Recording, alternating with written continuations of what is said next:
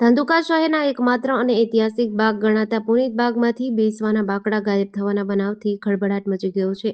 અનેક વર્ષોથી બિસ્માર હાલતમાં રહેલો અને હાલમાં બંધ હાલતમાં રહેતા પુનિત બાગમાંથી બાકડાઓ ચોરી થતા શહેર કોંગ્રેસ દ્વારા અવાજ ઉઠાવવામાં આવ્યો છે. શહેરના કોર્પોરેટર મોહમ્મદ રઝા બુખારીએ ધંધુકા નગરપાલિકાના ચીફ ઓફિસરને આ મામલે પોલીસ ફરિયાદ નોંધાવવાની અને કડક કાર્યવાહી કરવાની માંગ સાથે રજૂઆત કરી છે. તેમણે પ્રશ્ન ઉઠાવ્યો છે કે જ્યારે બાગમાં 24 કલાક સિક્યુરિટી હોય છે ત્યારે આ રીતે બાકડા કેવી રીતે ગાયબ થયા. ચીફ ઓફિસરે સમગ્ર મામલે ગંભીરતાથી નોંધ લીધી છે અને તપાસ શરૂ કરી છે.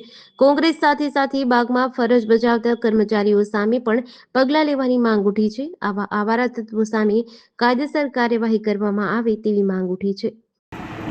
અમને હજી કાલે જ નગરપાલિકામાં એક અરજદાર દ્વારા અરજી કરીને જાણ કરી છે કે નગરપાલિકા જે જૂનો બગીચો આવેલ છે ત્યાંથી બાકડાની ચોરી થઈ છે.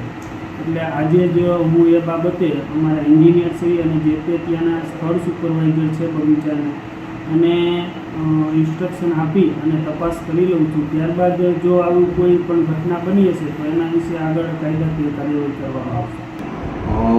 સંદર્ભ એવો બન્યો છે કે 2 દિવસ પહેલાં અમને જાણ થઈ કે ધંધુકા નગરપાલિકાના તાબામાં આવેલ પુનિત બાગમાં કંઈક ચોરી થઈ છે. એટલે અમે તપાસ કરી કે આમાં બાકડા ચોરાય છે. શું ચોરાયા છે, કેટલા ચોરાયા છે એ નહોતી ખબર.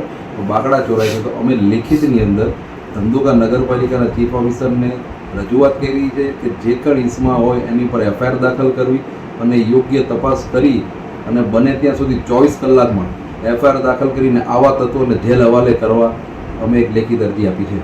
જેડીસી ન્યૂઝ સાથે સીકે બારડ, ધંધુકા.